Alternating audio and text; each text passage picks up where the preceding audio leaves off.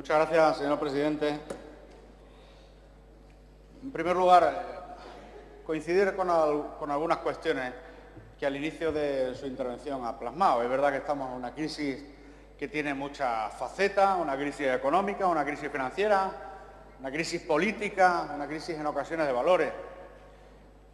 También porque quizá los políticos hemos tenido muchos complejos y no en demasiadas ocasiones hemos reivindicado nuestro papel o no lo hemos explicado a la sociedad. Por eso casi nos hemos convertido en la cadena evolutiva de la especie humana en el último eslabón, los políticos.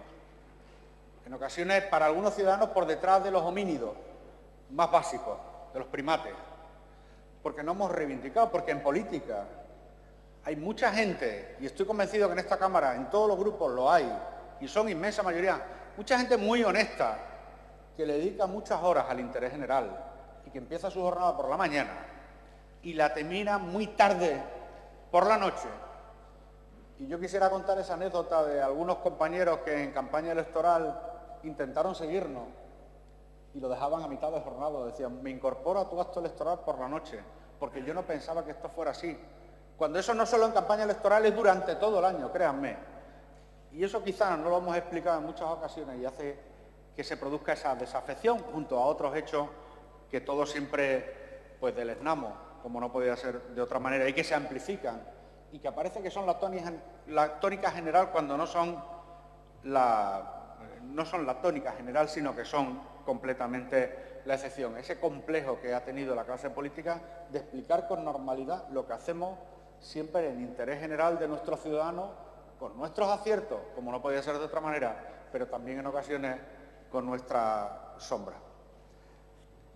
Decía el señor Escobar, en Extremadura probablemente se sobrelleva mejor la crisis, es verdad, porque Extremadura es una región que todavía hay algunos elementos familiares y algunos lazos, algunas ligazones que funcionan y que en sociedades, entre comillas, más desarrolladas, pues no funcionan. Y aquí el valor de la familia, sobre todo en el entorno rural, tiene un papel muy importante y eso ha hecho que muchos parados que no pueden llevar adelante su proyecto de familia en comunidades autónomas, entre comillas, más desarrolladas, busquen el paraguas de sus padres y hasta de sus abuelos en tierras extremeñas, porque no se es igual de parado en la Comunidad de Madrid que en Extremadura, donde los factores de solidaridad entre los miembros de la familia son mucho mayores. Por eso se vuelve también, porque se busca el paraguas de la familia que algún día se tuvo que dejar. Pero eso nos hace para que reconozcamos que ese proceso que se ha producido en Extremadura en las últimas décadas, que era el proceso de emigración, nos ha servido como doble elemento de castigo. Se nos castigó a la sociedad extremeña con un proceso muy amplio de emigración, donde más de 500.000 de extremeños se fueron a la Comunidad de Madrid, 200.000 se tuvieron que ir a comunidades como la de Cataluña, otros tantos que se fueron al País Vasco, a Francia, a Alemania, a Suiza, como los canteros de mi pueblo. Eso que fue una sangría de los motores de Extremadura, que son sus habitantes, ha servido al final para que nos diera un pescozón el modelo de financiación autonómica que prima fundamentalmente el crecimiento de población.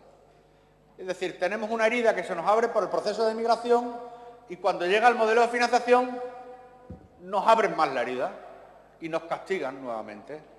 Y yo comparto con ustedes en que hay que revisar el modelo de financiación y que lo que pesa más en este momento, que es el criterio de población, y no otros como el de dispersión geográfica o desempleo o densidad o envejecimiento, pues no se ponderen en la misma extensión que el de población. Porque entonces nuevamente se desangra Extremadura de oportunidades. La primera porque sus hijos se tuvieron que ir por cientos de miles y la segunda porque cuando el Estado tiene que aplicar con un modelo de financiación la solidaridad, le castiga nuevamente porque no crece en población. No podemos crecer en población porque nuestra población estaba ayudando a crecer otras poblaciones que justamente con el nuevo modelo se priman económicamente. Hay una nueva Europa y corregirle solo un dato. Extremadura no va a dejar de ser objetivo 1. No va a dejar de serlo hasta el horizonte, corríjame, del 2020. Por lo tanto, hay unos fondos que están afectados a comunidades que necesitan un nivel de convergencia en el presente y el futuro, como es Extremadura. Por lo tanto, hacer esa aclaración, pero hay que pelearlos, esos fondos. Hay que pelearlos para que no haya un recorte en los mismos. Nosotros necesitamos converger, no ya con Europa, es que necesitamos converger con la media española. Y para eso hace falta una mayor solidaridad que recoge la propia Constitución. Esto no es mendicidad, esto es justicia. Una mayor solidaridad del Estado español, pero también de los Estados de la Unión, porque esos son los principios rectores de la Unión. Que todos los territorios, al igual que en la Constitución española, intenten converger, intenten, por lo tanto, ir al mismo ritmo y a la misma velocidad. Yo le agradezco que usted esté dispuesto a venir conmigo a Bruselas y a Pernambuco. Yo espero que a lo segundo no haga falta, señor Escobar. Pero a Bruselas hay que echarle mucha ciencia, mucha capacidad de convicción, y yo estoy convencido que si vamos de la mano y somos coherentes con ese planteamiento que yo hacía de despolitizar, entre otras cosas, la agricultura, nuestro entorno, nos irá mejor a todos los extremeños. Nos puede ir mejor a todos los extremeños. Es más, si tengo la confianza de esta Cámara es que necesito también su aportación y su visión de los problemas. Yo no tengo la varita mágica. Yo me considero mortal como el resto de los mortales y por lo tanto creo que sumando se consiguen los objetivos más que dividiendo en temas que son estratégicos para el futuro de nuestra comunidad autónoma. Por eso, porque hay que sumar, porque hay que exigir, es por lo que ayer propuse un plan de convergencia que habrá que llevar al Foro de Presidentes Autonómicos. Porque la Constitución española sigue vigente, salvo que no la hayan cambiado y no nos hayamos enterado. Porque la vocación constitucional lo que quiere es dar aspiración a las comunidades autónomas para que todas vayan al mismo ritmo. Y para eso hace falta un papel, un principio que se tiene que cumplir, que es el de la solidaridad entre los territorios y la solidaridad del Estado con sus comunidades autónomas. No puede ahora el Estado desprenderse de ese papel que tiene, diciendo, como yo le he dado a usted gran parte de los impuestos, ventílesela a cada comunidad autónoma. No. Ese no es el papel del Estado. Es que hay un Estado que tiene que vertebrar los territorios, que tiene que ser solidario, que tiene que impulsar políticas, como hace una comunidad autónoma entre sus pueblos y ciudades, o debiera hacerlo, como hace cada pueblo o ciudad con sus distintos barrios, intentando equilibrar servicios, en definitiva, intentando cumplir con ese papel que es el de la solidaridad. Hemos propuesto, y esa es una preocupación compartida por todos, un plan de empleo juvenil, un plan de empleo femenino. Se necesita impulsarlo, porque esos dos colectivos en estos momentos tienen graves deficiencias, graves problemas. Y el principal es la frustración, querer trabajar y no poder, estar preparado para trabajar y no poder, desde luego es una situación que no se puede sostener en el tiempo en las cifras que se están produciendo en estos momentos en nuestra comunidad autónoma. Usted, señor Escobar, en nombre de su agrupación política, quiere traer al Parlamento la voz de mucha gente. Yo también. Yo también. Cuando usted dice que quiere traer la voz a este Parlamento de los más necesitados, yo también. Es que para eso está el Parlamento, para traer aquí la voz a través de los grupos políticos de los colectivos que necesitan, en definitiva, que se les escuche y les prestamos la voz. Y a mí me parece muy bien que eso se haga así.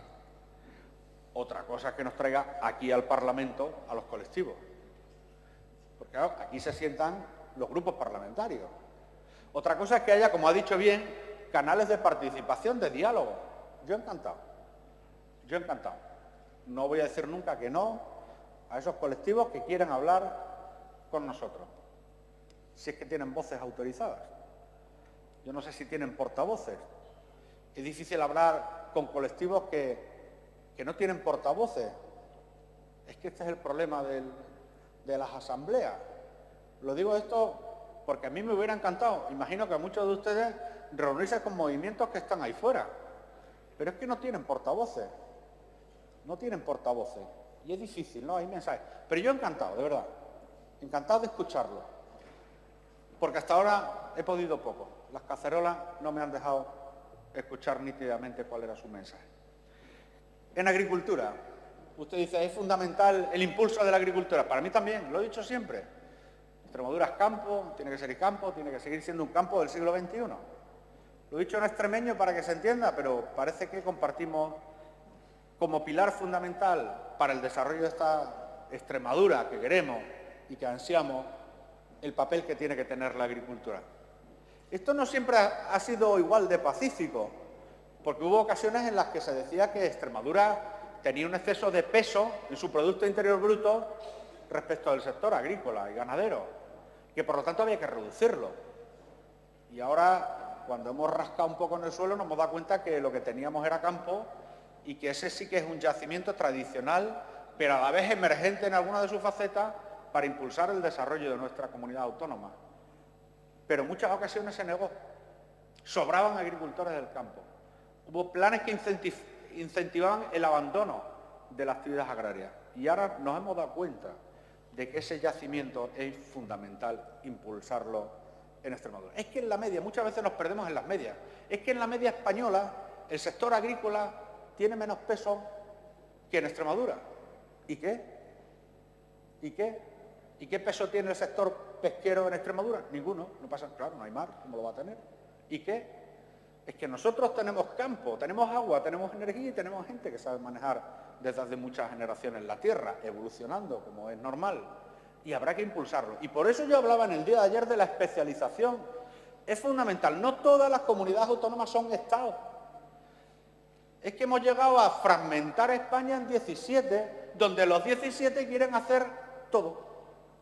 Quieren tener una industria aeronáutica, quieren tener una industria aeroespacial, quieren tener al final un sector agroindustrial, quieren tener al final un sector puntero en nanotecnología. Por cierto, somos la única comunidad que no hacemos nada en ese aspecto, según algunos estudios científicos. En I+D+I, es que no todos podemos hacer todo, es que con 1.100.000 personas no podemos hacer todo, tenemos que destacar en lo que podemos destacar. De ahí el acento en la agricultura a través de la especialización. La economía verde, yo estoy dispuesto a hablar sobre ese tema. Hablar, discutir, es un tema muy denso y muy complejo, no es fácil. No es fácil este tema porque en ocasiones hay quien dice desde el ámbito de la universidad, voces autorizadas, Extremadura permite mayor presión ambiental sin que se afecte su patrimonio, su biodiversidad. Hay quien dice, por otro lado, ponen líneas rojas y no le es suficiente con el grado de protección que hay. Hay industrias, ya no hablo de pesadas, hay industrias que no son pesadas, que no se pueden instalar en Extremadura, porque no lo permite el grado de protección que tiene Extremadura. Por lo tanto, es un debate que creo que tiene que llevarse desde el punto de vista de la serenidad, desde la ciencia y desde la calma. Por lo tanto, yo invito a que lo abramos cuando quieran ese debate, sobre todo teniendo muy presente la protección de nuestro entorno, pero también la prioridad en la creación del empleo. Pero son muchos los municipios a los que nos hemos dirigido y donde uno quiere poner una pequeña actividad industrial y no puede, sencillamente no puede, le acogota la iniciativa empresarial en ocasiones el alto grado de protección ambiental. Por eso yo decía antes, vamos a intentar aplicar el sentido común como pilar del acuerdo en esta Cámara y vamos a intentar despolitizar algunas cuestiones como la agricultura y nuestro entorno natural, nuestro medio ambiente. En cuanto a la renta básica, decía usted, señor Escobar, el pacto social y político venía. Bien, y en el punto 8.8.5 del programa electoral del Partido Popular de Extremadura, que hablaba de una ley de inclusión social que garantizara una renta básica. Por lo tanto, puestos de acuerdo, lo único que tenemos que impulsarla, desarrollarla y ver qué alcance puede tener en función de los recursos también de la Hacienda regional. Pero ese compromiso lo tienen porque ya lo teníamos nosotros en nuestro programa electoral y estoy convencido que el Grupo Parlamentario Socialista también lo apoyará porque lo plasmó en el Pacto Social y Político de Reforma. Por lo tanto, estamos trabajando en el mismo campo de sensibilidad. El desarrollo de la ley de educación habrá que hacerlo con un trabajo conjunto. Yo creo que hay que intentar, como hemos hecho en la redacción de la ley de educación, despolitizarla. Intentar que no tuviera matiz político la ley de educación. Yo tengo que reconocer ese esfuerzo al Grupo Parlamentario Socialista porque con esa premisa trabajamos buscando lo que nos unía y no lo que nos separaba. Y llevamos adelante una ley de educación. Por lo tanto, el desarrollo de esa ley de educación tiene que basarse y sustentarse sobre esos mismos principios. Si intentamos al final que tenga un sesgo ideológico, si sacamos los manuales de cabecera, al final va a ser muy difícil llegar a un acuerdo en ese aspecto. Dice, hay que llegar a un mix, ¿no?, de acuerdo, lo he entendido, o lo he querido entender, entre agricultores, ganaderos y conservacionistas. Bien, yo quiero reivindicar un papel de nuestros agricultores y nuestros ganaderos. Los ganaderos y los agricultores extremeños han sido las personas más conservacionistas del mundo. O sea, el medio ambiente que nosotros disfrutamos en Extremadura es obra de agricultores y ganaderos. Estaban antes que los conservacionistas, mucho antes. No existían revistas de ecología, de entorno, de protección del entorno, del medio ambiente, no. Cuidaban nuestros montes, cuidaban nuestras dehesas, cuidaban nuestros enclaves naturales, probablemente sin esa sensibilidad, indirectamente por egoísmo, porque tenían que sacarle lo mejor a la tierra que podían. Pero han sido ellos. Si ahora hay una sensibilidad conservacionista, es gracias al fruto de ese trabajo, de ese sudor de los agricultores y ganaderos. Y por lo tanto, yo quiero reivindicarlo hoy. ¿Y ese mix se tiene que producir? Claro que se tiene que producir. Pero no están de espalda los conservacionistas, los agricultores y ganaderos. Están en el mismo club. Hace mucho tiempo están en el mismo club. Quien quiere al final respetar el entorno por autonomía son nuestros agricultores y ganaderos, porque le va la vida en ello. Y porque si no lo hacen así, no pueden seguir trabajando la tierra o sacándole los mejores productos a nuestro campo. En cuanto a las infraestructuras, yo les propuse en el día de ayer, señor Escobar, un plan estratégico de infraestructura. Un tema abierto. Los tiempos han cambiado. Seguramente el presupuesto y la disponibilidad económica también. Yo creo que no estamos para impulsar el plan de infraestructura que diseñó el señor Vara, lo digo con todo respeto, porque no hay 3 billones de pesetas en total, ni con colaboración público-privada, para poner encima de la mesa en los próximos años. No lo hay. Me gustaría, pero no lo hay. Por lo tanto, hay que redefinir y decirle a la gente qué se puede hacer en materia de infraestructura y qué no se puede hacer. Yo no puedo ofrecer lo que no puedo hacer. Yo no puedo ofrecer un aeropuerto internacional en Cáceres. Yo no puedo ofrecer tantas autovías autonómicas como se prometieron. Yo voy a intentar que esa no sea la gran frustración de los ciudadanos a las que se le promete. Y cuando se le incumple, no se le dice, esto ya no se va a hacer, sino que esto se suspende. Porque al final el resultado es el mismo. La gente no va encima de proyectos montados, va encima de realidades. Y yo creo que hay que redefinir el plan de infraestructura para nuestra comunidad autónoma. Dice usted, hay que recaudar más. Ya. Pero eso es un debate que también hay que llevarlo con serenidad. El tema de la fiscalidad. Ustedes van a instar aquí en el Parlamento a que el Gobierno de España recupere el impuesto de patrimonio. A mí no me importa. Es que es curioso esto. Lo digo esto por hacer un poco de pedagogía fiscal, porque hay gente que se asusta y empiezan los complejos. Y parece que el Partido Popular tiene que defender lo que no hizo cuando gobernó Aznar en 8 años. El Partido Popular no quitó el impuesto de patrimonio, el impuesto que gravaba a los patrimonios, en definitiva. Lo quitó Zapatero en época de bonanza. Por lo tanto, fíjense con qué alegría se habla en ocasiones, no solo en ámbitos regionales, sino en ámbitos nacionales, cuando decimos que desde aquí se insta al Gobierno de España y se da responsabilidad al Gobierno de España. Pero el impuesto de patrimonio, el Gobierno de José María Aznar del Partido Popular durante 8 años no lo quitó. No lo quitó, lo mantuvo. Y menos mal, porque si lo llega a quitar, fíjense lo que se me hubiera dicho. Ustedes le quitan el impuesto a los ricos. Bueno, yo creo que hacía falta un poco de memoria fiscal. Impuesto de sucesión, es verdad que yo me comprometí a suprimirlo. Puedo traer la iniciativa para suprimirlo, pero yo tengo los pies en la tierra. Y si no cuento con la aquiescencia de Izquierda Unida y del Partido Socialista, pues lo puedo suprimir. Si hay que ir, se va. Ahora, ¿y para nada? Eso dice Claro, es que yo quiero reivindicar también, yo quiero ser un poco cartesiano. Yo no quiero perder en ejercicios estériles el tiempo.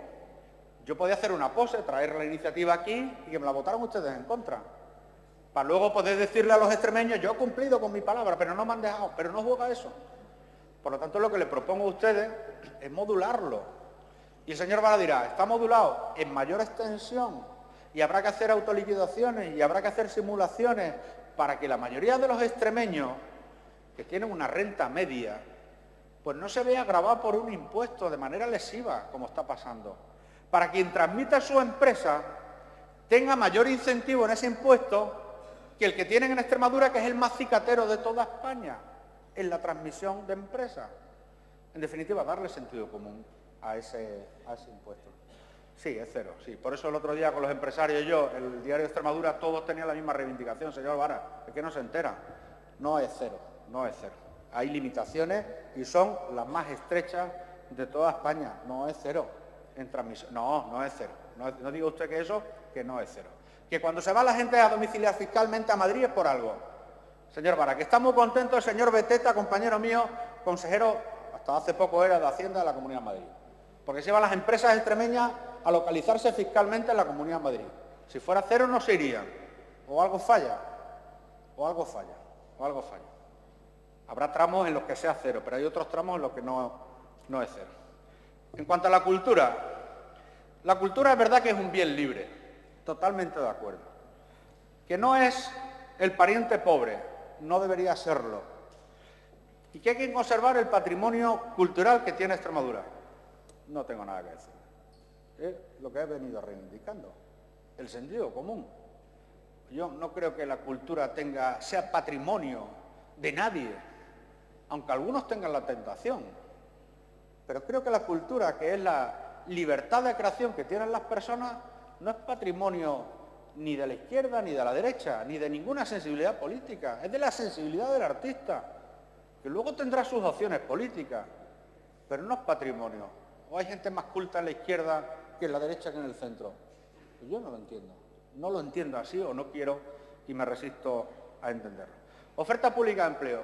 Publicidad, mérito, igualdad y capacidad. Totalmente de acuerdo, lo dice la Constitución española. Extensible a las empresas públicas. Habrá que hacerlo extensible. Habrá que hacerlo extensible.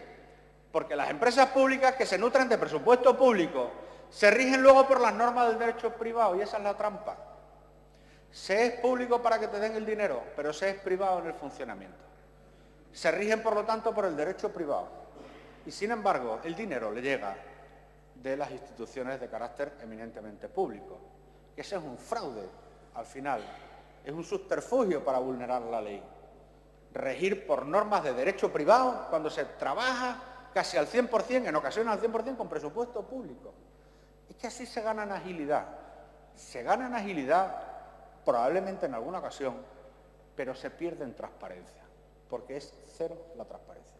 Yo pedí en muchas ocasiones relación de las personas que trabajaban en las empresas públicas extremeñas. Nombre, apellido, forma de provisión, forma de ingresos y retribuciones. Siempre se me contestó lo mismo. Atentaba contra la ley de protección de datos. No, porque se pagan con dinero de los extremeños y tenían los extremeños derecho a saber, a través de sus representantes, quiénes son las personas. Fíjense, normas estrictamente de derecho privado, pero pagados con dinero de todos los extremeños. En cuanto a la reforma electoral, hablemoslo, ya lo he dicho, hablemoslo.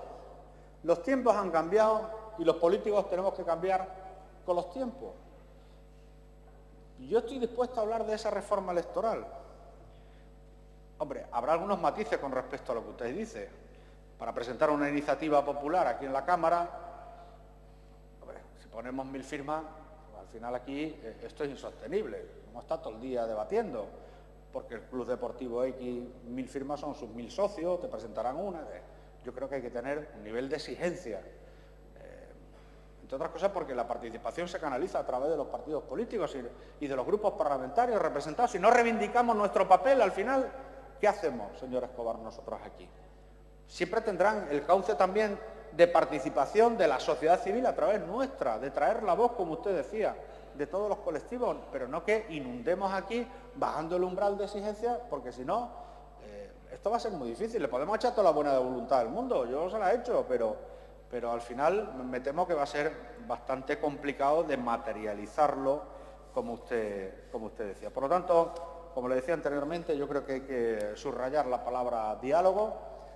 Usted dice, ha terminado su intervención diciendo: señor Monago, yo no le doy un talón en blanco.